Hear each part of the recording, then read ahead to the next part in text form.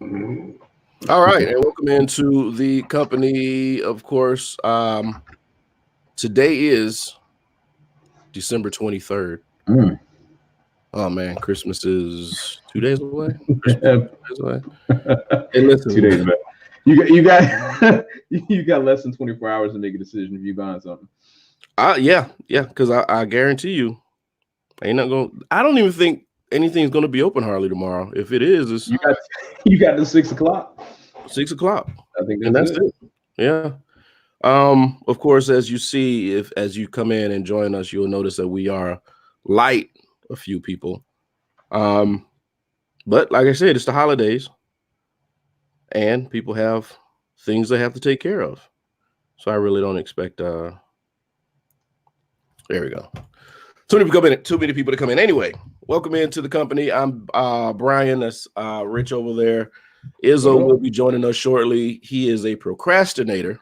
Just like most of everybody else. He probably waited last minute to do everything that he was supposed to do, which is fine. I think that's what everybody did anyway. I wouldn't say everybody. I think one of the perks of being an adult is that if you don't have any kids around you, you don't have to buy them a present.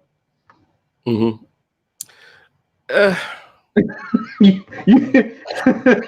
Because everybody understands it's like you got bills now. It's like, you know what? You good. Yeah, I understand that. I mean, and I think it just depends on what your family dynamic is. Okay, that's fair. See, and none of my family is close, like close by geographically. So it's kind of like you have to ship things and all that, and it's like that's a headache. It's like we'll call each other and we'll talk, and I think we're good. Yeah, but I think most of the time, if you got young kids, that's what I'm saying. Now, once you got kids, that's a whole different story. Then it's like, well, it's because I got a niece now, so that's like one, and that's kind of about it. But then I'm about to have a nephew for next go round. So it's like as more people start having kids, it's like, you had the niece and you could just kind of like focus all your money on that one. But now you got to split it up. So it's kind of like, she's going to start noticing her gifts going to get smaller and smaller. The monetary value is going to decrease just a little bit. Oh yeah, the monetary value goes down. Well, actually, the way things are going now, I think the monetary value goes up because they get more specific with what they want. That's fair. That's fair. But then at the same time, it's like, well, can I get this hot coupon on it? Can I go to Kohl's and get like 30% off and give them my phone number? And then you have those kind of questions you start looking at now instead of just being like, I'm just going to go buy this on Amazon right then and there. So you hadn't noticed like what the hot stuff is for like toddlers yet, like 7 kids yet. Nope. The hot thing right now, from what I've been seeing, are these toys for girls actually. For girls, are these toys that come in eggs. Okay. Please explain. Please explain. So with what I've been seeing is two of them. It's it's a bunch of them, but the ones I've seen are like it's a unicorn something. Okay. And there's one LOL surprise. All right. So with these toys, they come in these egg-shaped packages. And when you open them up, it's all kind of accessories and dolls that you got to peel out of skin. It's weird. But that's what's huge. Now, the good thing about these LOL toys or LOL surprise dolls is like you're getting a lot for your money. Okay. You're not just getting one toy and then hanging it up. You're getting, several different items. Okay. I'm trying to but please, how big are they and what's the dollar value on these? You know what I'm saying? Because it climbs. It climbs because everything comes in different sizes. Nah, man, we're good. This sounds like a trap. There are some that come larger. Okay. So the ones that come out larger, of course, they range for like $50. Okay. And then they get smaller, $10, $20, something like that, $15, $20. But there are ones that the larger ones are like $50 to get. So they do get expensive, especially if they want more than one, because they're collectibles.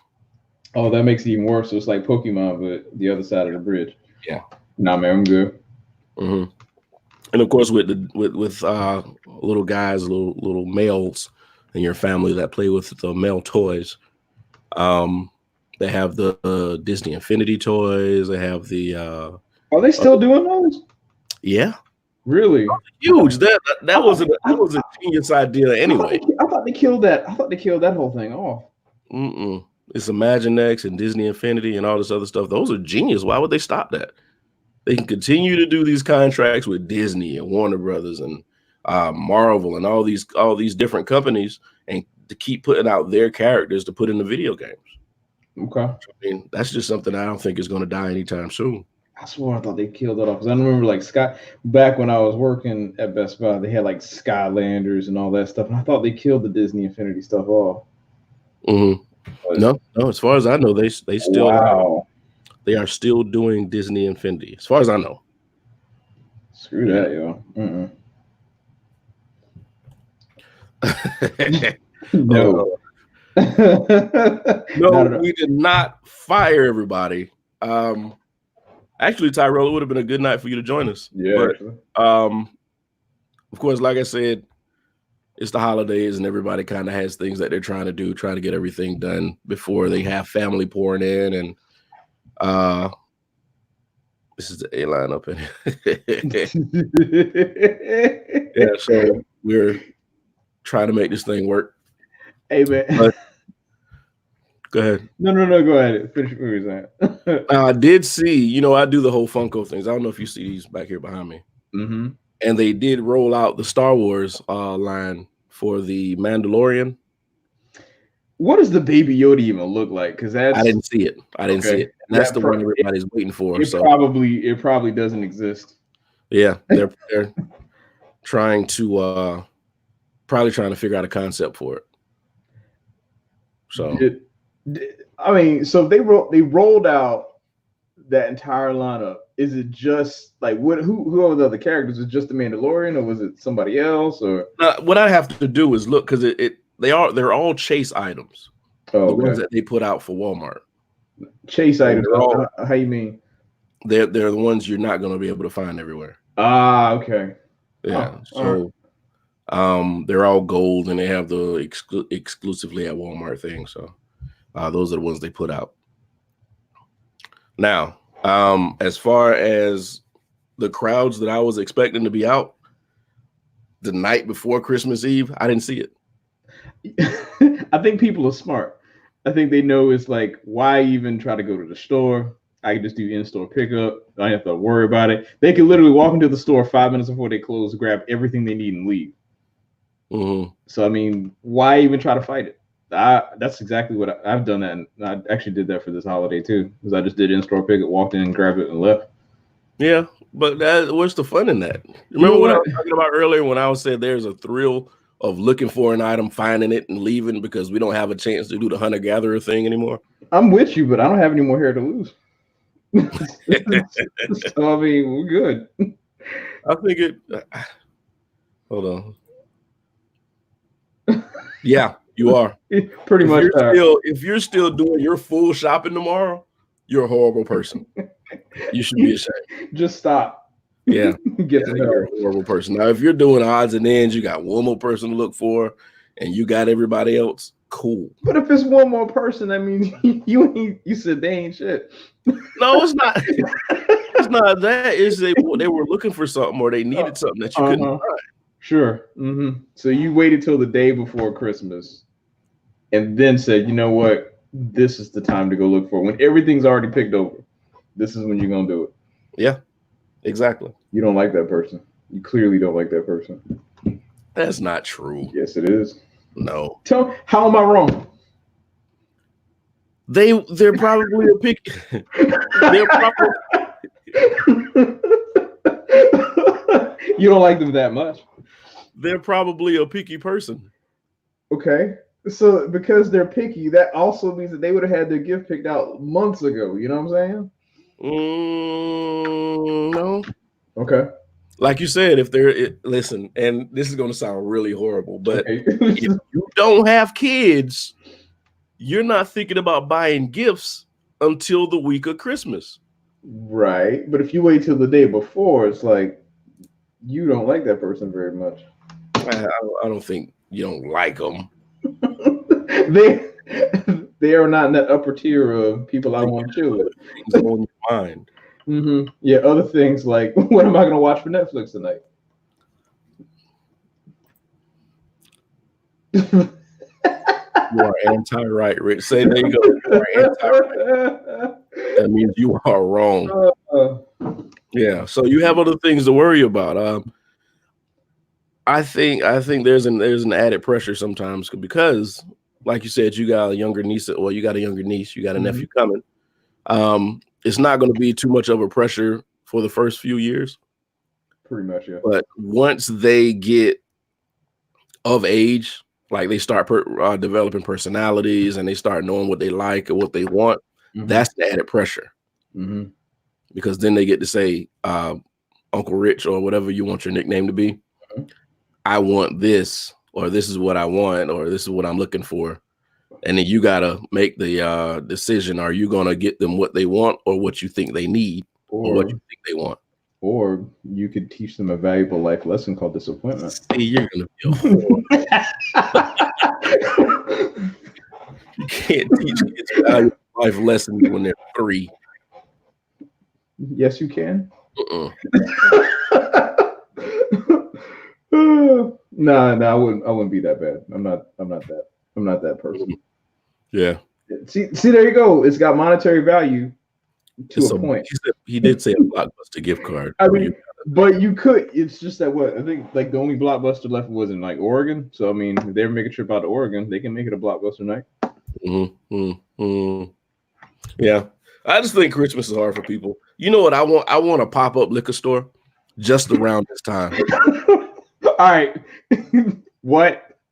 A pop-up liquor store. Okay, so it'll be like Halloween Express, but yes, absolutely. I was like, it's just Holiday Express. And you just come in, and you get the liquor you want. I would probably only sell vodka because that takes away the pain. The panic now, of course, like I said, the crowds weren't around like they were last year and the year before, but there was still panic and pressure on people's faces, and it was very apparent. Very apparent. Like I remember 2 years ago when the LOL things first came out, I watched a lady like scream and curse everybody out because she couldn't find this little egg. Nah, man, there's not been a single Christmas gift that I've been that hurt over. See, he's probably in panic mode right now. Yeah, because she's at the point now where she's able to like convey thought and stuff. Yeah, man. No, you don't hear Jason, Tyro, because Jason is probably occupied trying to do the same thing every other parent is doing. Last minute shit. He was here. He finished us like, nah, I had my stuff 2 years ago. No, you didn't. No, you didn't. You got that December 22nd at 11:59 p.m. on Amazon.com. You hoping that one day shipping actually does not fail you. Yeah, exactly. Now I didn't see any big hot items this year that anybody's looking for. As a matter of fact, I can look it up now. I don't know if there was anything real big that people needed or wanted. So, I mean, it's kind of like clear sailing for people this year. In-store pickup, honestly, I think it's changed the way people shop. Because I mean, like even Black Friday, man, like you could honestly, in some cases, you could. I know I went to Kohl's on Black Friday and had to get like a set of silverware because it was deeply discounted. But I did the same. I did it on Black Friday. Went to the store, picked it up, and left. I mean, it took longer for the employee to go try to find the package than anything else. Yeah. All right. So I'm gonna name some of these, the hot items that are, and tell me if any of this makes sense to you. If you heard of any of this. All right. Probably not. All right. Skyrocket Bloom doll. Huh. Okay. Add water and see how it grows. Shut up, Tyrell. All right, so that's one. Okay. We got Zuru Pets Alive Boppy the Booty Shaking Llama. That's a real thing. I didn't make that up. That does not even sound like a child's toy. That sounds like something that should be in Spencer's. Yeah, exactly. There's a fascination. I was looking at like games for kids. There's a fascination with like poop and pee for some reason. Like there's a lot of games circle around poop. And I don't understand what that whole I believe children are our future. We got a pony cycle ride on horse toy. I mean, sure. Yeah. It doesn't sound like anything that's like got off base. Hey, if you're into it, man, I'm not gonna knock you. And let that man flourish. Nobody wants to like and whatnot to like. Little Live Scruffalove's plush mystery electronic rescue pet. I almost ran out of breath saying that one. I don't know what what is that? Yeah, I don't know. It's no idea. All right, so here's something that I did see. Well, first, the name of the toy is called Ryan's World Target exclusive Mega Mystery Treasure Chest. All right. So I don't know if you know or if you've been looking at toys or anything this year, but Ryan is this little looks like a little Latino boy. I see it. And he's on YouTube and he tests out toys. And this boy makes $28 million a year playing with toys. Hey man, I don't know nobody's hustle. I just wish it was me. All right, so I'm gonna post this just so the FBI can see that Tyrell said it. They'll be right there, buddy. Don't go anywhere. But of course, wait, time out. You know how much this thing is, though? The toy chest? Yeah. No, how much is it? It's $80. Yeah. Oh no. Yeah, $80 for that. Oh, wait, here's another one. Ryan's World Giant Mystery Egg. And it's the egg thing that I was talking about. No, you get the egg, you bust it open, and it's a bunch of other toys and other things that you got to unlock and open up and get stuff out of. No, man. Yeah. This is no. I mean, I guess, hey, you know what's weird about it, man? It's like, the toys from yesteryear we might think are great, and then someone might be like, that was completely stupid. Oh no, my toys are horrible. I had those Crash Dummy. I remember those.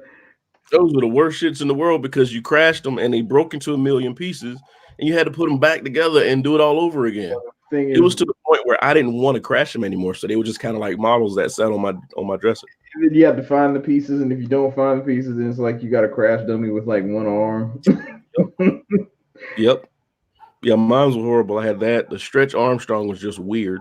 Yeah, and the thing is, if you try to play with it, like if you had a Stretch Armstrong from like 20 years ago and try to use it now, it's like that cornstarch that was in it done dried up. You're gonna rip his arm off and there's gonna be sand everywhere. Oh, yeah, our toys weren't any better. They weren't. Like you had a few exceptions, but for the most part, our toys were just as dumb and probably worse made than they are now. Yeah. Well, I mean, yeah, they were because it was a testing ground. When we were young, they were trying to figure out what to do with toys. They didn't really know. Like you watched that series on Netflix, the toys that made us. Everything was like a last minute panic toy that just worked. Hey man, stress makes you really creative. Mm-hmm. Yeah, they were talking about the wrestling toys and how they were just all screwed up. And I gotta watch that one because I'm actually interested about. Like I had no connection to wrestling toys at all, but I'm actually interested to see how those actually came to be. Yeah, it was all a mistake. All a mistake. So our toys weren't any better. Like I said, I had the Crash Dummies. I had Stretch Armstrong. When He-Man came out, they just jumped the shark with He-Man and just started doing all kind of weird shit that you really didn't want to play with. It was just cool to have. Yeah. Yeah, I don't know if anybody remembers. I had one. Well, my brother had one called Mosquitor, Huh. and he was a mosquito, Okay. and you could see through his chest. when you look, when you looked at his chest, it was like blood. It was like a blood.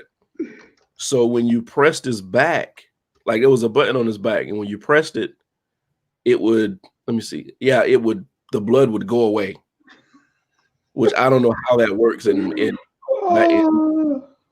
reverse, but it did. And it took so long for the blood to fill up, we didn't play with them because it was you only had like one use and that was it.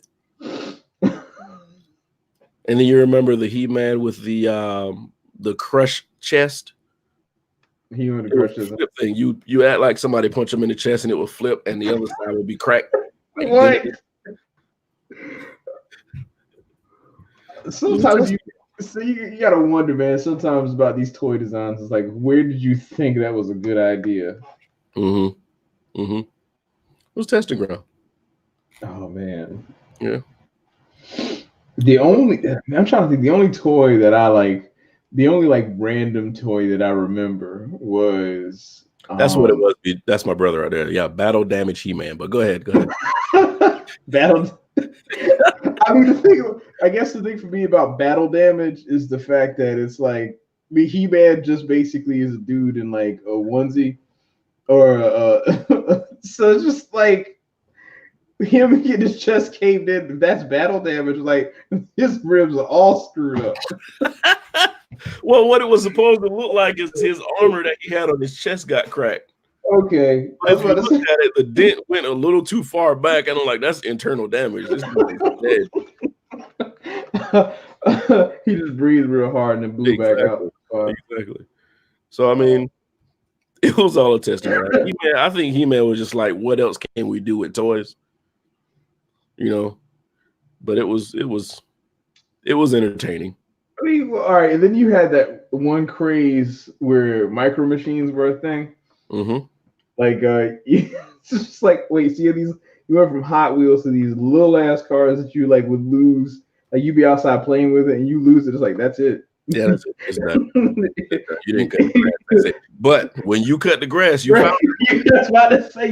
You just found your car. Where is it? I don't know where it is now. 7 pieces somewhere on the lawn. Yeah, we used to get the vehicles with no men in it. So I mean, we used to act like we had a toy. It's too many pieces. Oh man, I kind of missed that. What? All those toys and stuff. We had a lot of He-Man for some reason. See, you got a lot of He-Man going on, man. We had a lot of He-Man. One called Mouse Man. He smelled like he had an aroma. See, I mean, we had Mouse Man, Skunk Or, Leech Man. I think these names are very descriptive. I'll say that. Not very creative at all. I mean, it's like Man was the biggest toy that He-Man had. I think the dude was like this big, and he had a mouth that was just a suction cup. So I don't know how this would help him in battle, but you could stick him on windows.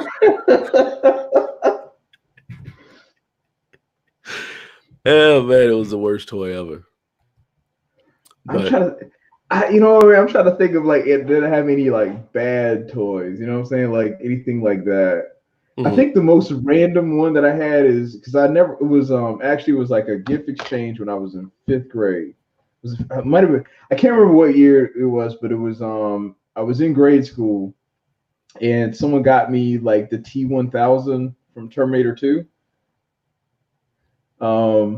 But yeah, Leech. Okay, so someone got me the T-1000 from Terminator 2, but it was supposedly depicting the scene when he blows up. So it's like you get this like Terminator. It's like so he had like 3. It's like you had the little body in the center. And you had like 2 halves, and like you would spring load it, so you hit the spring, then it would just blow up. and that's all it did. It's like, why do I have this? I guess someone again thought it was a good idea. Yeah. Yeah, I had the foot from Voltron. Like I didn't get any of them. I had the foot. I think he was yellow. Yeah, whatever the Yeah, I just had the foot, and I always said I'm going to collect the rest of these, but it was just the foot from Voltron, and we never got any other pieces. They got the classic Voltron came out not too long ago, actually, like where you could actually buy. But I think it all came as one set though, so you don't have to worry about trying to chase it down. Mm-hmm. Yeah, and of course we had everything everybody else had, like Ninja Turtles and the He-Man not the He-Man, the G.I. Joes that just moved too goddamn much. You couldn't stand them up because the joints was all loose, so they would just like flop around and shit. What would you say is like maybe your favorite toy you got for Christmas though? Like if you got like a favorite toy on Christmas, like what would you say? My brother's toys were the favorite ones that I got for that. Like they had sets, like He-Man, like I say, He-Man and Ghostbusters and Ninja Turtles. I got the most random toys that had no matches. Did they get your gifts on the 24th? I was the last kid to get stuff. Nobody knew what I liked, so it was like I would get, like I said, the Crash Dummy toys. I don't know anyone who actually enjoyed those. Nobody enjoyed the Crash Dummy toys. They were ridiculous. They had no point. And well, I guess I mean, at that point, I don't know. If you're talking about like from a highway safety perspective, I guess yes, but like no child is thinking about buckle up because gravity and G forces. No, when you make a toy out of something like the Crash Dummies, it's like let's kill everybody. Let's just crash. Right. This is fun. His head came off. This is amazing. Right. So nobody's really thinking about safety at that point. Right. But that's what I had. But like I said, my brother, one of my brothers had the Ghostbuster, the whole house. What you call it? The firehouse. Wow. Yeah, where you poured I had a drum set. Yeah, BJ, I had a drum set, but it was short-lived. It was short-lived. But he had the Ghostbuster. What's up? What's good? What's good? Chilling. Yeah, he had the Ghostbuster firehouse where you pour the slime in the top, and it would ooze down. But like I said, I remember that actually. Like that, you don't want to clean, and you don't want to wait for them to fill back up, so nobody could play with it. And I'd like to ask, what the fuck are we talking about? You're talking about the Ghostbusters playset as a kid. That's what you're talking about. We were talking about toys as a kid because the toys now are just kind of odd. So what we had as a kid and what we did and all that shit. You were looking like a blood. Oops. I ain't saying no jokes after that. No, not nothing. I'm happy y'all couldn't see my hands.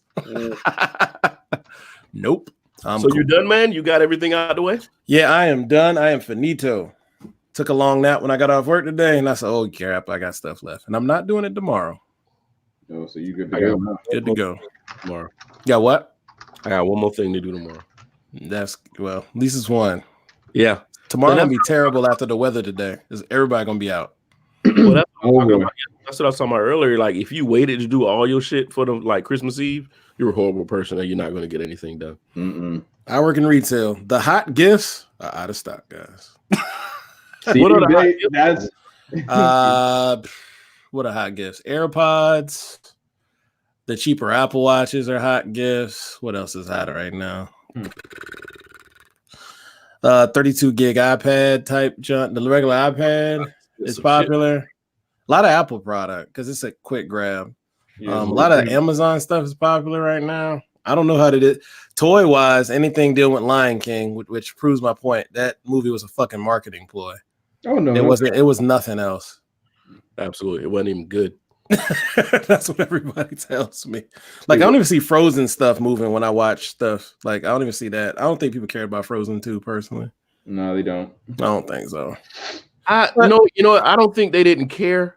Frozen came out the week of Christmas. Like, you can't concentrate on a movie when you're trying to figure out what the hell you're gonna get this kid, so they shut up for a year.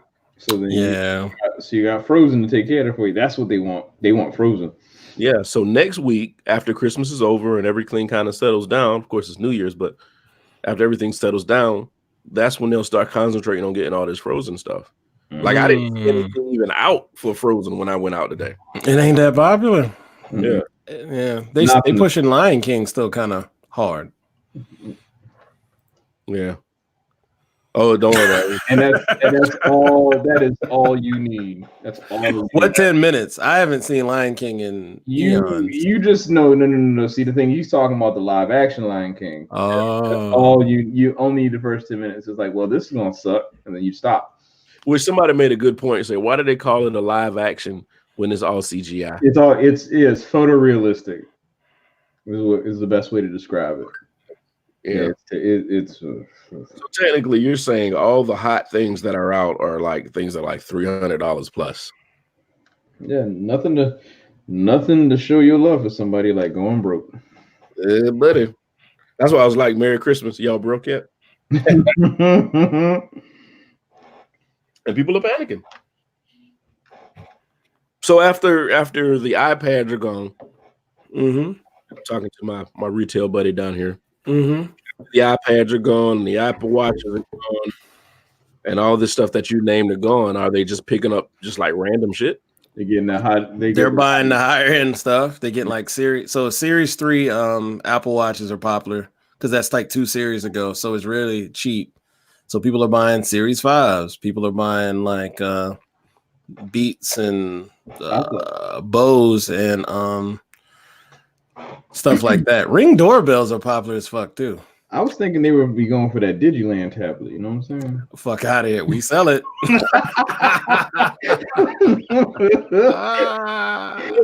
If Samsung tablets are doing pretty well too. The Tab A is very popular. Very popular. You ain't going to see disappointment until you see your kid tear open his gift and it's a blue and white box. Brian, remember those tablets so well. Remember boxes we used to have? You're like, damn. Who the hell? The Fire tablets. Fire tablets are popular. The kids ones are very popular. I mean, yeah, I can see that because that's almost like it's very like you cannot beat the price of a Fire tablet. Right. I would never own one, but you never can beat the price of it. I owned it and returned it. Yeah, I just don't even know how the store works. So I was like, I want the Google Play Store or I want the App Store from Apple. I don't want this Amazon thing. I couldn't root it, so that's why I was like, "Nah, I'm gonna get rid of this it." Motherfucker here. I'm saying this is true. I couldn't take it. That's what Richard just said. These electronics you buy, it's just not right. I don't understand why you keep doing that. Other than that, I'm trying to think. You gotta have a fallback gift. Yeah, and that's what I think. That's what gift cards are fallback. Yeah, gift cards. Yeah.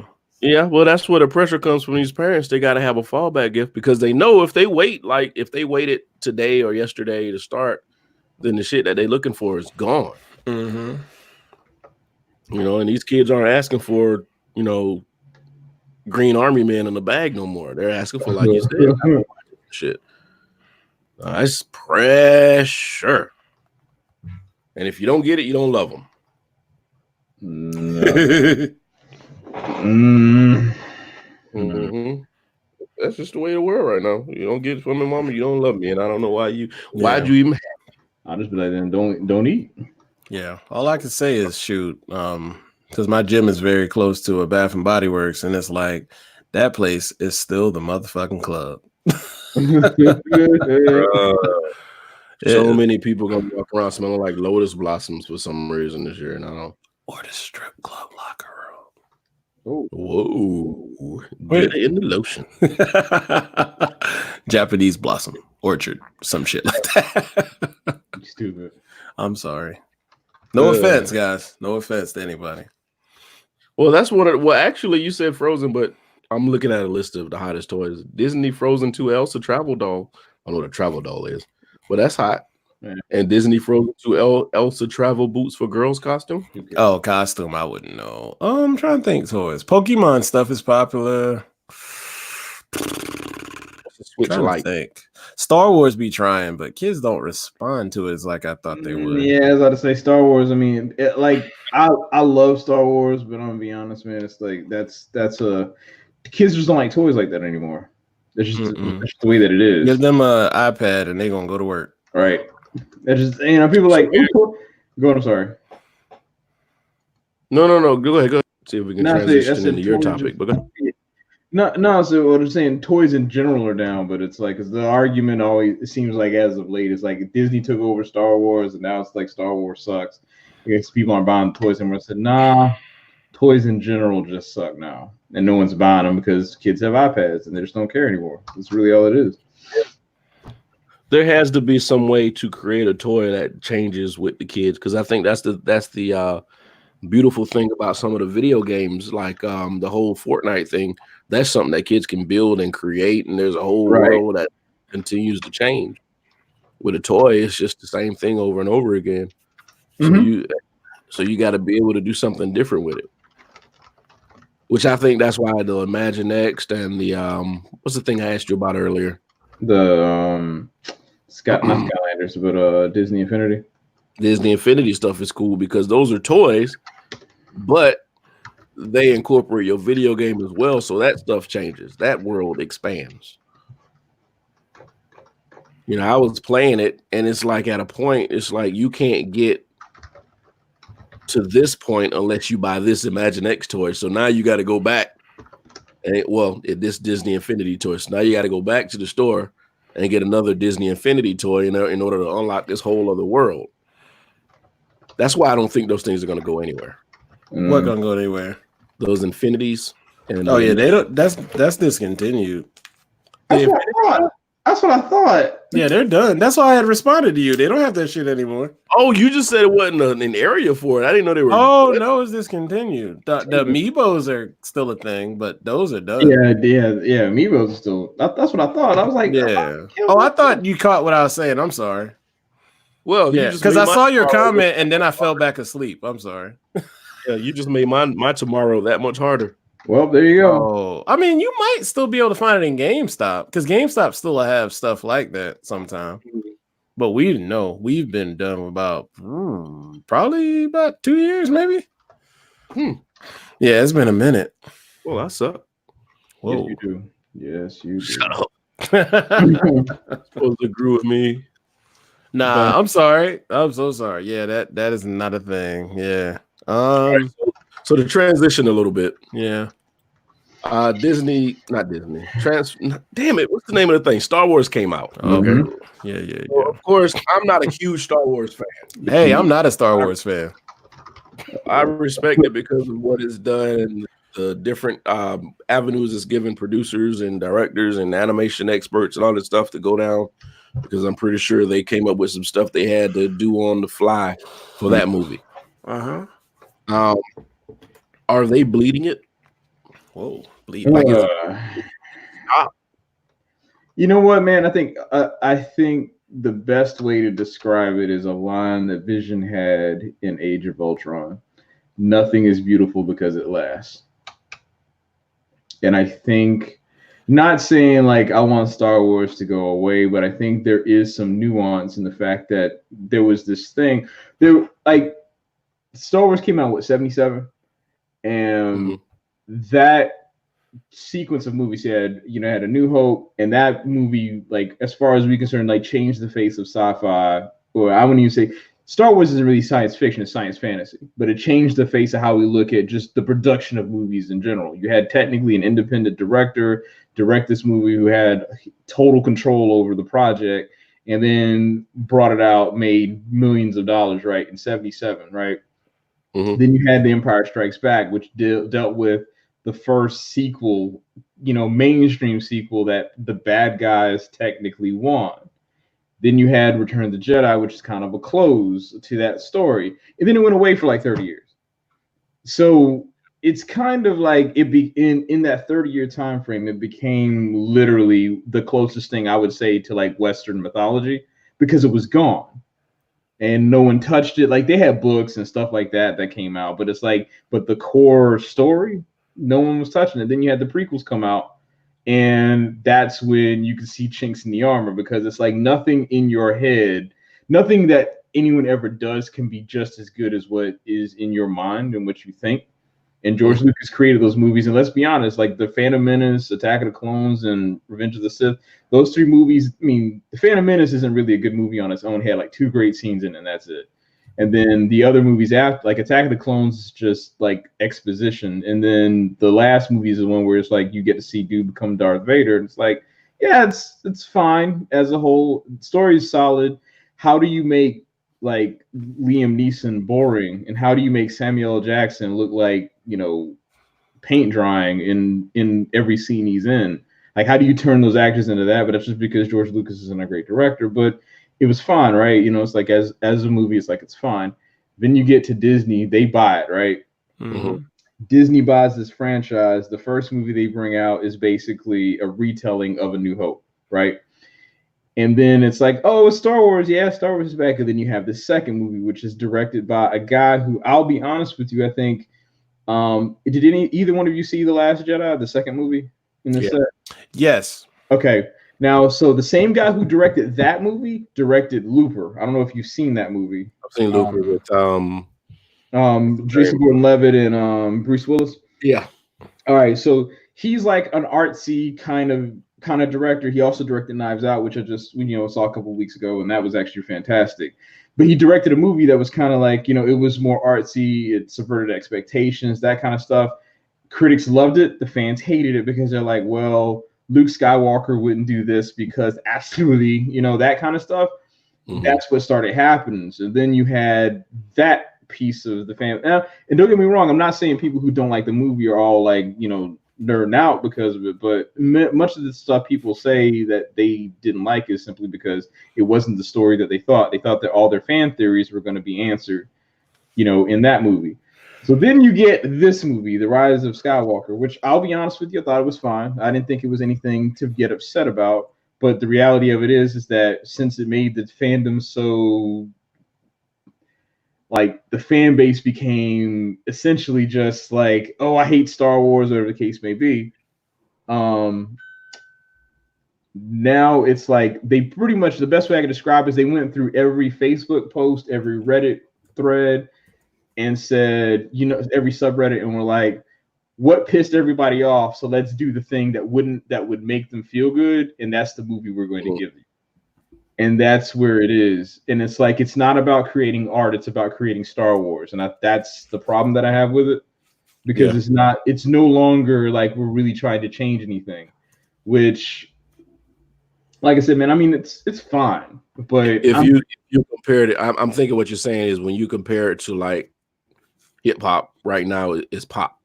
Yeah, it's a commercial. Like the closest thing, it's like if someone put something out that didn't really try, it's like the commercialized version of that. I will say, I think that and I don't know, both of you saw the last movie, but in terms of actually a complete story, I think the second movie did it. Like it or not, I'm not saying that if you didn't like it, fine. But I think the second movie definitely had more of like, we're actually trying to tell a story here instead of just making plot points because of the original trilogy. And I think now we're like, well, let's do a Star Wars because we're gonna make money and we're gonna do a Star Wars, and that's where we are. Like even to the point now with The Mandalorian, people are in love with that show. I think it's fine. Like I think it's good enough, but it's. Why do people love that show? I'm just asking. Some people are just swearing by it. What makes it so amazing? Here's why. Because it is Star Wars the way you think Star Wars should be.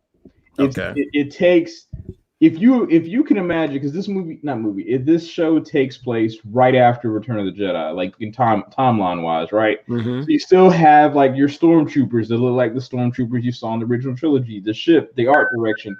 All that stuff kind of looks the same. You got a character who looks like Boba Fett, except you just take away his backpack so he can't fly and give him a cape. So you have all of these things that look like Star Wars, but yet they're not. And I'm gonna be honest with you, we're 7 episodes deep in the asset, quote unquote, that he's protecting. You still don't know why it's there. So it's like when folks are saying like this show is weird, I'm like, the show is fine, but it's like basically Monster of the Week Western, with a few nods here and there to what the actual plot of the show was about. I mean, I think it's fine, but I'm not like The Last Jedi is the only Star Wars movie. Let me rephrase that. The Last Jedi is the only piece of Disney Star Wars that I would actually say I think actually means or tries to do something. The rest of it just seems like it's just fan fiction being written. And I kind of I don't want to say I'm tired of it, but I'm more like, yeah, it's fun. And then every time you try to go online and have a like an honest discussion about Star Wars, it's like either you're a Disney shill or you hate women or you hate diversity. It's like like no one can just be like, you know what, I just really don't care for this. Why? It's like, well, because it just didn't hit my sensibilities. Well, F you then because X, Y, and Z. It's like, nah, I just might not like it. And it's fine. Like there are people who I engage with all the time. It's like they actually have solid points. It's like that's cool that you don't like it, but that's fine. I just think fanboys for Star Wars are the hardest people to please. Like you will never please a Star Wars fan. I will say that you will never please a Star Wars fan that thinks that the original trilogy is basically the Bible, if you want to put it in terms of context. Because it's basically infallible. Like there's nothing wrong with it. Like I'm gonna be honest with you, if you watch episodes 1, 2, and 3, The Empire Strikes Back, the whole Vader twist with him being his dad, it's kind of like, where'd this shit come from? Like, look, like really think. It's honestly so fucking random. It is. It's just the fact that the tension, the setup, the way it's delivered, how it's delivered is fantastic. But really, when you think about it, there is nothing in the entire story that makes sense to say that Vader is Luke's father. And I mean, I'm a diehard Star Wars fan, but I'm like, yo, come on, let's be real.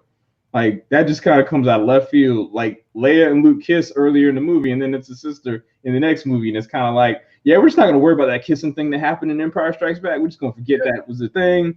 It's fine. Like George Lucas, people are saying like George Lucas like had this overall plan. I'm like, I think he had probably the pieces of one when he directed the first 3. Don't get me wrong, but he was pretty much building the track while the train was still moving. Like he caught lightning in a bottle 3 times. And I told you all this stuff, Star Wars, all these toys that came out, the great movies. I watched the thing on Ghostbusters. It is all last minute panic. I mean, most of the time, these movies that are great like this, that we think are great at the time, they're like a scene away from going over budget and losing and then having to be canceled. They're a happy accident. It just happened. And I mean, it's like, and that's the thing. That's honestly the thing about it. It's not saying like, I'm not saying like Disney Star Wars is terrible, because like people are like trying to say that the Disney movies are like complete dog shit, and I'm like, I think y'all have not seen bad movies, 1, and then 2, I actually watched all 3. I watched the entire Star Wars saga right before the movies came out, and like the first 2 prequel movies, those movies, the dialogue is so wooden. It's almost like, how Orlando Jones was in Office Space when he was trying to sell those magazines. Yeah. It was like watching everybody act that way. I mean, like, how do you make Samuel L. Jackson boring?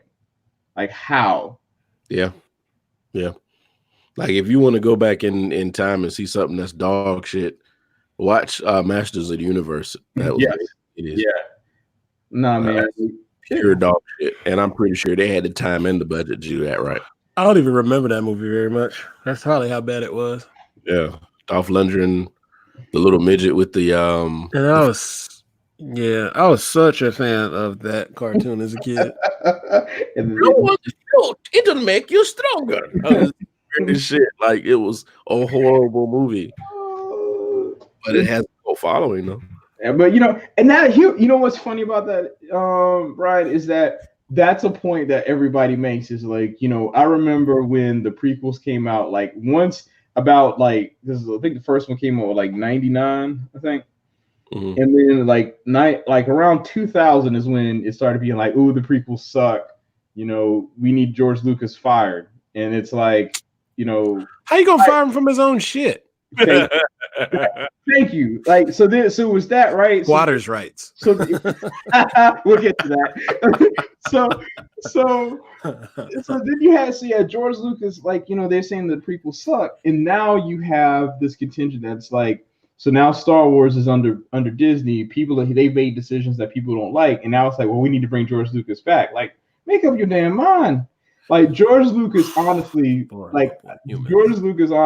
is probably what happens when a creator is like, well, y'all didn't like my shit. I'm just gonna get rid of it because I don't know if I can't remember if I posted it in the chat or not, but or somebody posted in our group chat and was talking about Andre 3000 and why he won't really ever release an album, or like why he's having a hard time thinking about releasing an album. And we can talk about it. All right, I got idea. But essentially what he was saying, he's like, he's concerned about doing so because if you put something out and trying to be creative and experiment, everybody's going to pick apart every word you say, your rhyme scheme, the beats you use, and it's like it's not fun because you're just going to be constantly criticized. That's exactly what happened with Star Wars. George Lucas made 3 movies that were basically lightning in a bottle, tried to do 3 more, and then the entire fan base he was trying to make the movies for turned against him. So he was like, you know what? There you go. And then now we're with Disney basically making movies, by committee. And when they took one project and tried to step outside of that box, they got their heads chopped off for it. And now we're back to where it's like, well, we just need to give you, hey, remember this thing you saw in this other movie? Yeah, we're gonna show that to you. And that's pretty much what a lot of this most recent movie was. It was fan service. Am I gonna lie and say I didn't enjoy it? Sure, but I'm not gonna also be like, yeah, this is the greatest Star Wars movie ever made. I'm also not gonna be like I'm uber excited to see. Like, I'm excited to see what Disney does from the best thing about. Let me say it this way: the best thing about how all of this went down is that now they've said this is the end of the Skywalker saga and they're done, and we can now get to other things because so you said the Skywalker series is done. And they're done, and now we can walk away, and everything they do from this point, it's like no one knows. And I'm happy about that part more than anything else.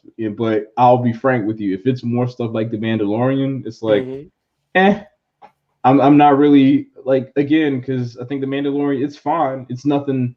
It's not a show where I would say, because before, I remember when it was being teased, I was like, man, I gotta get Disney Plus for this. I'm 7 episodes deep, and I'm like, yeah, I don't even know if I'm gonna even get Disney Plus, because if this is the level of content that they're gonna release, it's like, well, sure. I mean, I could just wait until like I have that that 1 week free, or pay for a month, watch the entire series, and then go on about my business and just cancel it. Yeah, you're right. You're right. I do want to touch on something that it's a different topic, but it's something. Andre 3000 is nervous about, not really nervous, but he's apprehensive about putting out an album. Sure. Okay. I have an idea, I have a thought of why he's apprehensive about putting out this album, or putting out another album. Okay. I think in my mind, Andre is an artist. Like, he's a true artist, and most artists are tortured. Anybody that's tortured, that loves what they do and does what they do well, doesn't want to put out crap. Right. Okay. Right. There is a huge difference between Andre 3000 and the guys that are out now. The guys that are out now are overly confident and under tortured. Like, they say they're tortured. Oh, I'm on drugs, blah, blah, blah, because I'm depressed. But I don't think they care about the craft as much as Andre does. Right.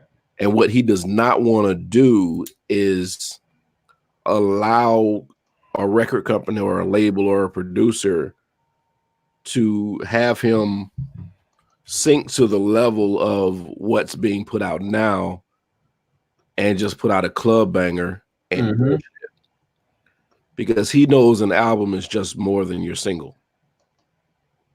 I agree. So it's going to take him as long as he needs. Like, I'm pretty sure he has vaults like Prince of music that he doesn't think is up to par, but will think is amazing shit. Right.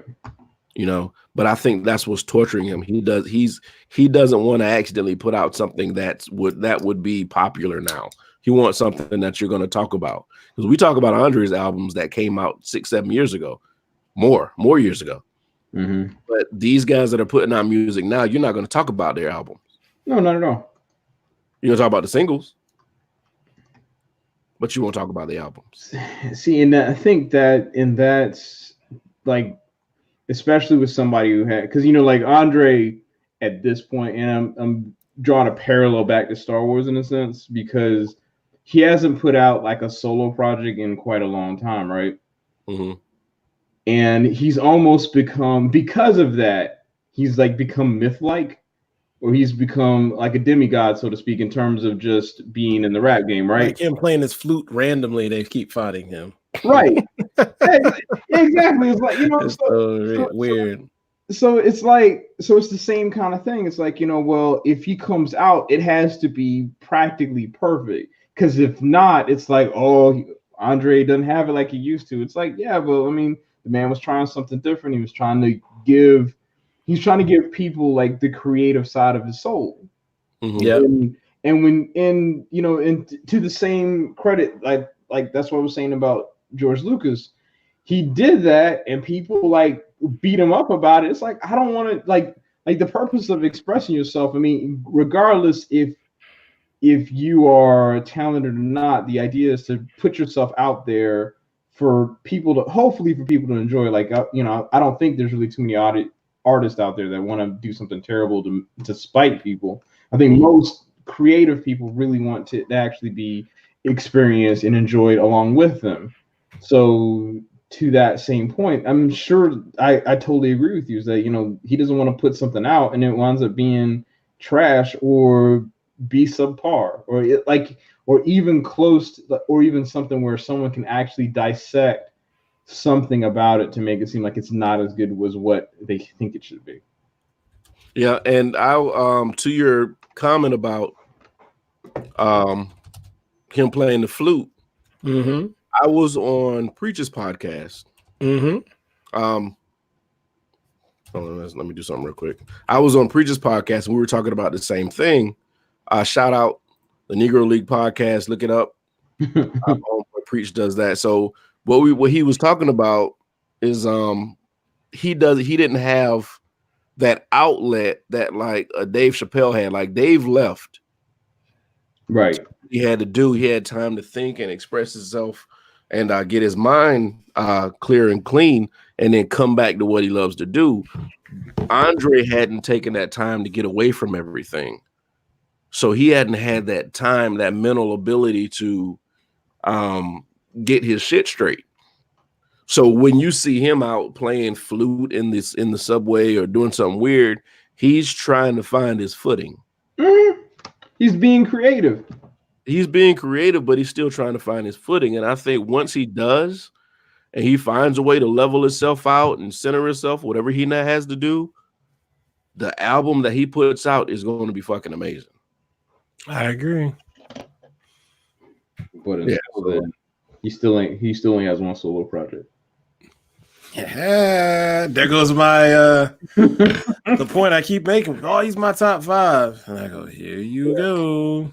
So I see you commenting on the party that we're doing, the watch party, but come in the live video and post your comments in there so we can actually see and post what you're saying. People on Facebook, I haven't even logged into Facebook. Well, I see Sosa is in the Sosa's in the watch party, but not in the live video. So he has to come in the live video so I can see his comment. Got it. But I honestly think once he finds a way to do that, he can come out with this album. Mm-hmm. I don't know what's going on with Lauren. Like, she's supposed to have come out with an album. Hey, that song that was on the Queen and Slim soundtrack was pretty nice. Did Lauren do that? Yeah, Lauren had a song on there, yeah. Really? Yeah, it's in the movie. It's at the end of the movie, I think. Of course, it's at the end of the movie. Go to my That's what I heard. I think it's at the end of the movie. It's she's always late. Yeah, because I heard it. I heard the song on not Spotify, on Apple Music. But I like to say I was told it's at the end of the movie. What's up, Derek Paramore? What's going on? But yeah, I didn't know she had something on their thing. But she's coming out with an album. Now, I don't know what she's been doing for the last 20, 30 years. If it sounds like the stuff I heard, I think she'll be okay. I don't say it'd be a classic because it's hard. The thing is, when you go into it like with that stuff you've had like all your life, you want to put in a piece of work. Like I look at a Reasonable Doubt, I look at a Illmatic. That don't strike twice because that's all your life, like strung into one you wanted to say and put out to the world. So I hope people ain't expecting that. Now if she does, God bless her. But I highly doubt that will not happen again. Listen, it's hard. Huh? a conversation with my girl about this because we actually talked about it. And I was telling her, I think Lauryn, you put Lauryn Hill on this pedestal because of the album she put out. Yeah. All those years ago. An amazing album. Amazing album. But she hadn't done anything since. Hey, man. Of course, the uncut thing that she did with MTV when they were doing whatever. That album got better as time went on. When it first came out, we were like, what the fuck is this? I need a Lauryn Hill album to solidify her place on Mount Hip Hop R&B more. So you have the same position I have on Andre 3000 with Lauryn Hill. So you don't think you don't think? No, I think Andre has more bodies of work to have the argument. I think he has an argument. He's just not on mine. You have things to compare and judge by. Yeah, hers is like 2 Fugees albums and The Miseducation. That's what we got. And all that came out before the year 2000. Yeah. It's about to be 2020 in 8 days. So I'm with you. I'm all with you, dog. I promise you. I ride for that big time. And I think, like I said, Andre got a leg to stand on, but still, like, I just want something else personally. That's just me. You know what I hate when you give people that opinion, and you're like, well, who are you? Who are you to say your opinion? You can give yours too, my dude. No, I'm a fan. The fans are the people who put money in these people's pockets. Well, used to. Now it's the record labels giving these guys $10 million advance to do whatever they want to do and whatever. But we're the fans. We're the people that keep you successful. You're supposed to want to keep us happy. Yeah. And I hate to sound like I'm an angry customer, but I mean, truth is truth.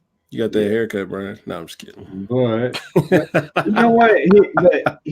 And this, I know it sounds like but at the same time, it's also like you want to keep keep your customer base happy, but that also is what gets us to the point of, like, for example, we just talked about with Star Wars, where it's like all you're doing is you're trying to please the customer instead of trying to push the narrative or push the story beyond where it currently is. Yeah. Yeah, there's a balance to doing that. It's a dangerous balance because you want to please people. You want to please who's buying your product, and at the same time, you want to stay true to your art. So yeah, what's up, Sosa? What's up? Yeah. Can you hear me? Yes. Yeah, you sound like you calling from lockup. Well, me and Rich switch spots. You must have heard something you definitely had to comment on. You have 1 minute. That Lauryn Hill shit fucking kills me. Go ahead. Like in what aspect? Like we put her on a pedestal for one album, and she's been late to everything since that album. That's what she's at the end of the soundtrack of that movie. I mean, you saw the meme where she went to vote for Obama when Trump was born. Like, come on, man. Now listen, I don't want to take anything away from what she's been through. Of course, she's going through, like my brother says, she's going through depression. I get all that. And get all that. But she has rich people's problems now, and she can use money to take care of it. They have therapists for people with money. Yeah. We got alcohol. Thanks.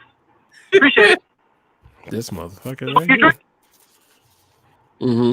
I'm just saying, it's like everybody's a person, but there are levels to that too. Poor people can't go through what she went through and be like, I want to go see a therapist now. But she can. There are some things a therapist can't take care of, like postpartum depression. Yeah. I get all that. I totally understand that. It's a real thing. But, I mean, for 20 years? She was on Columbia Records, which is Sony, right? Wasn't she? Shit. I think so. Okay. No, I was just reading something on the screen. I don't know if you can see that. I can't. Okay. And then the whole thing with her album, I mean, is she talented? Who knows? She had help with that album. Oh yeah, Robert Glasper talked about that. Like, she settled out of court. Like, did you write your own shit? Did you actually produce these beats? Like, you know what I mean? Like, how much of it is you? And if we're talking about hip hop, like real hip hop, that's a big thing to us.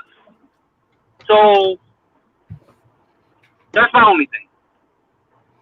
Do I want to see her win? Of course I do. But I mean, I want you to be true to the culture too. Yeah, and I understand what Bobby's talking about. You know, she went through all this stuff, you know, production team issues, and she got sued. But I mean, I don't want to be insensitive, but that was like 20 years, you know. Right. Flip an underground R&B album out, something to continue your fan base. There are people that are on top now because you stopped. And on top of that, show up to your concerts. Because again, your people are putting money in your pocket. And you're like, well, fuck it. If you're not going to show up to a concert, don't put out a fucking concert. Because it's a credit to her that people are still excited about her concerts. That is true. Like, people have not stopped. It has not slowed them down. Right. No. So, I mean, what the fuck? Yeah, because it comes to a point where, yes, for somebody to say I'm a fan of you, I'm not a huge fan. I appreciate what you did, but if I pay money to go to your concert and it's like you don't value me enough to at least make an announcement, make a tweet or something, and then show up later, not show up at all, like, nah, man, you don't fuck with me. Like, I work hard for what I earned, and then like, what? Like, this is why, like, I can't take a lot of the stuff she does very lightly either. Right. I mean, there are a lot of artists that can fuck up and not show up to a concert once, and then that's a wrap. Yeah. But she has such committed and consistent fans. We believe in her enough to keep giving her these opportunities. Right. How many more chances do you want? And then you can't tease your legit fans with an album and then never come out with it. Like Dr. Dre did it, but he has a whole body of fucking work they give he does. Here. That rides. Right. You know? Fuck, I'm not gonna put it. Drake got booed. Drake is one of those ones that I'm sorry, Drake has a lot of bodies of work. But if he fucks up too many times with his fans, he's done. Hey, Drake got booed by. Oh, go ahead. No, I'm sorry. Drake got booed by. No, he got booed at Tyler the Creator's festival.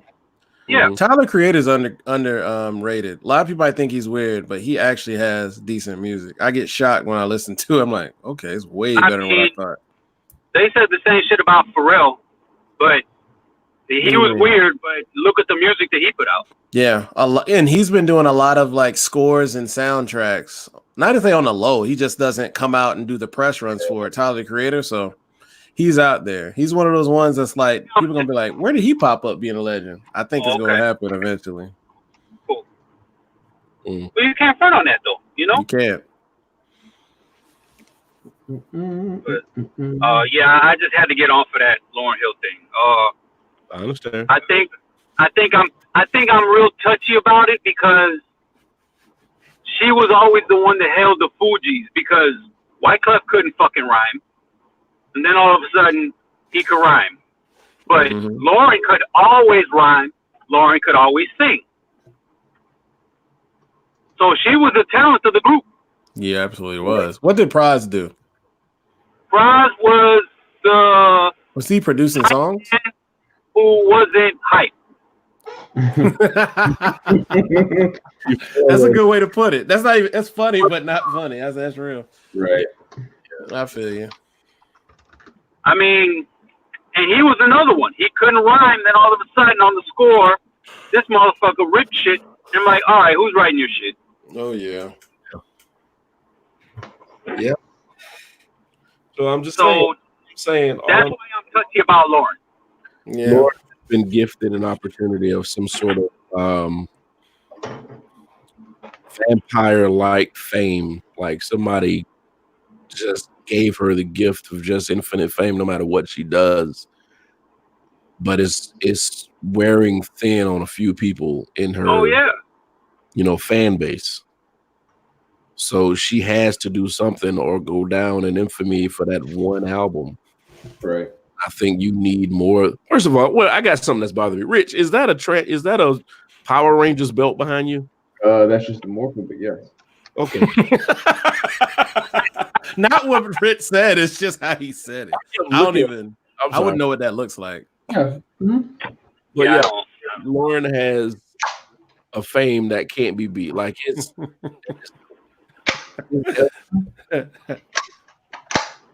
but it's thin. I don't think it's gonna last much longer. Like I'm pretty much done. But I'm gonna tell you, I'm pretty much done.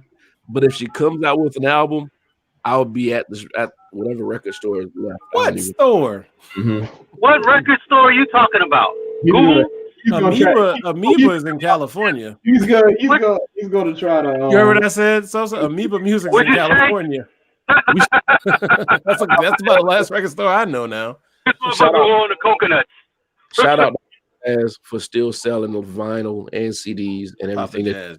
Papa Jazz, yeah. But I'll be one of the people that stream, download, or whatever her music because I've been waiting. Everybody's been waiting. Absolutely. I'm not gonna continue to go to concerts or go to appearances for her not to show up or show up late. Yeah, you're right about that. That shit almost ruined Erykah Badu because every time she had a concert, she come out and light candles for an hour before she started singing. Mm-hmm. You better have your damn people, your roadies light them damn candles. Yeah. I know she tried to and then when you do come out, you get 15 minutes of fucking songs. Mm-hmm. Yeah, I don't like the medleys. Just select what songs you want to do. And then go from there. And if you leave some out, it is what it is. I'll catch some of those on the next go around. But I hate medleys. Mm-hmm. Like we got if you Prince or Michael Jackson, I get it. You got hit after hit after hit after hit after hit. You ain't got no choice. Come on, what the fuck you want to do? You come out and write a dissertation before you perform. I'm gonna be right there in the middle, like, yeah, go ahead, keep writing. I don't give a shit. Real thing. For real. But if you're not, come out and perform, please. Thank you. Yeah, I agree. Anyway, anybody had any? We got more topics, but we can probably save those for our year and wrap up. Yeah. Did you guys talk about that dickhead from Monty Python that criticized Black Panther? No, I don't even know what you're talking about. No, what happened? So this dickhead from Monty Python criticized Black Panther. He's like almost a year late. It's like not a year late. It's well over a year late. Now you want to fucking talk about it because he said.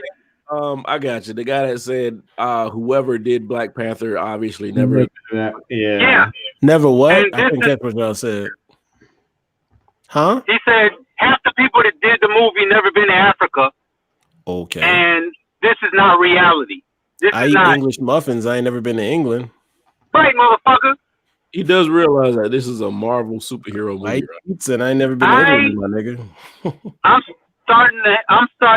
upset with Scorsese and whoever talk about these Marvel movies because I mean, what the fuck? It's still entertainment, y'all. It's not cinematic. Suck my dick. But this dude with the Black Panther, he was borderline offensive. Like some of the shit he said, if y'all can look it up, because I cannot. Some of it, I stopped reading because I'm like, I'm done. Yeah.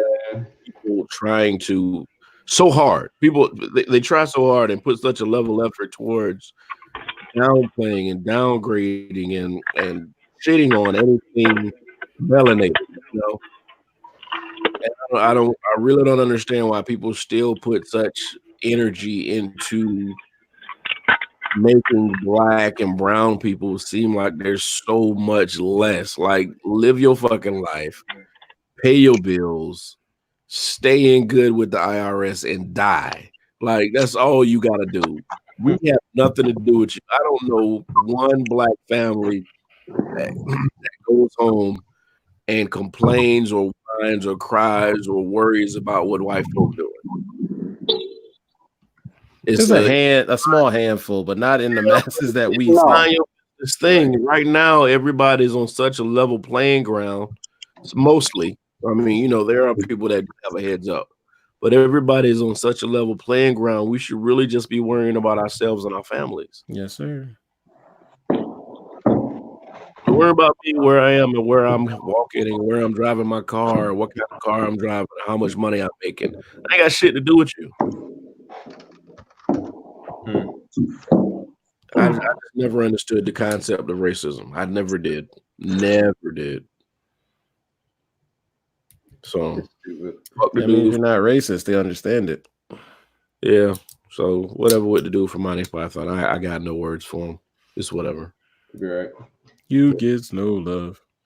Wait, Rich, you were about to say something when I said if anybody had a quick topic? No. The only thing is I'll be gone next week, so I won't be able to catch the wrap up. What about the Eddie Murphy on Saturday Night Live? Y'all talk about that already? Huh? No, we didn't talk about that. But I thought y'all would have. No. We talked about so Eddie Murphy was on Saturday Night Live. If you want to see that shit, it's fucking epic. It was funny as shit. Now there is drawback. Bill Cosby's representative said that Eddie Murphy. I'll let you finish. When you're done. Bill Cosby's representative was saying that Eddie Murphy was cooning on Master's Plantation when he was on Saturday Night Live because Eddie said something about Bill. And if anybody knows anything about Bill Cosby and Eddie Murphy's relationship, they know that Bill did not like Eddie for some reason. He probably didn't like how he shot to be that popular, and I think he covered it up by the profanity. And I'm like, whatever, my nigga. Yeah, you were raping bitches. You're canceled, dog. Now that person can be canceled. Sorry. His representative at least can be canceled, man. Why are you even talking? I'm talking about. Oh yeah, him too. Dang, I was talking about Bill. The representative can be canceled too. Boy got locked up on your watch. So thank you. And like my thing is, it's like, sorry, we have these laws in place. We have a judicial system, and it's like, with all the money in the world that Bill Cosby has, they still found his ass guilty. Right. OJ got off. I'm not.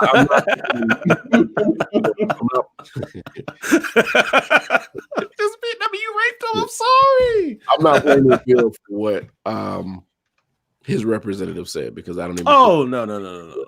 But Bill was already canceled for me, so it don't really matter. I do think that there was a slight conspiracy against Bill for some other shit. No. Yeah. His representative can eat a dick. I don't like you about you. But if you saw Saturday Night Live, it was of epic proportions. Yeah, dog. What was your favorite sketch? Mr. Rogers' Neighborhood. Really? Mine was Black Gumby. I was dying. Really? No, Black Gumby was funny. I was like, y'all can let him rip for like 3-4 more minutes. I gotta keep going. Yeah. It's like he got in his bag for a second, and he could tell he wanted to keep going. He's like, wait, yeah, I'm gonna get one more. All right, I'm going. You know what I loved about the Gumby thing is when they have a guest on the Weekend Update and the camera cuts away from them to leave them alone and go with the rest of the show, he kept going. Right. And all that was off the top of his head. So I was rolling when he was doing that. That was dope. And at first, what's funny is when he got so funny, he still didn't break character. And then he hit something. I can't remember what he hit something so funny where he had to start laughing. He had to start laughing. Man, I was dying. So they did say that was the highest rated episode of Saturday Night Live in a long time. Yeah. Like I didn't get to see it because I was not at home, but I damn sure recorded it and watched it last night. And I literally was laughing out loud. I don't laugh out loud at much things that I watch. Last thing I probably laughed out loud was Deion Cole's stand-up was the first one. I laughed out loud in a minute. Yeah. And I think Bill Burr, I did laugh out loud, but a lot of others not really as much. I ain't gonna lie, there were some things that I probably wouldn't have done the buckwheat sketch. I probably left that alone. But it is what it is. It's done. He's still hilarious, and I can't wait till stand-up comes out. I laughed like hell when a motherfucker started speaking Spanish like clearly as hell on his buckwheat. I was like, wait a minute, what? y'all see on his during his monologue, he was saying we got half a Netflix budget standing right here. Oh yeah. Tracy Morgan line was funny. I mean, I got mine on the road. And you could tell Eddie like broke character when Tracy Morgan did his line. He had nothing to say for that. Yo, Tracy is so funny. He said, "I got my man from somewhere else." He said, he said, "I got my man from on the road." He said, "What do you mean, touring?" Nope, got hit by a truck. Eddie said,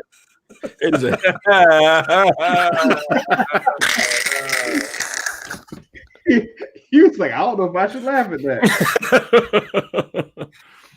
Oh man. But when Keenan ripped the white dude up from there. It was like, and I want to add one more thing, Eddie. Nope, don't need that. Nope. Not tonight. Not tonight. You ain't taking my moment. Not tonight. So even with them not even introducing Keenan, it was kind of them introducing him to that guild of comedians. Right. Mm-hmm. Dope. That was just because the only person who hadn't been on Saturday Night Live was the Chappelle. I mean, as a cast member. Everybody else was a cast member up there at one point. Yeah. Chris Rock was just there at a not a good time, to be honest with you. It was a time where it wasn't good. Mm-hmm. Yeah. Because that was really like before Farley, if I'm not mistaken. If it was, it might have been early Farley. Mm-hmm. So it wasn't really that great when he was on there. Yeah. So I enjoyed it. It was a dope ass episode. It was. See some more Eddie in the future. He did say they finished with Coming to America, so we get to see what happens with that.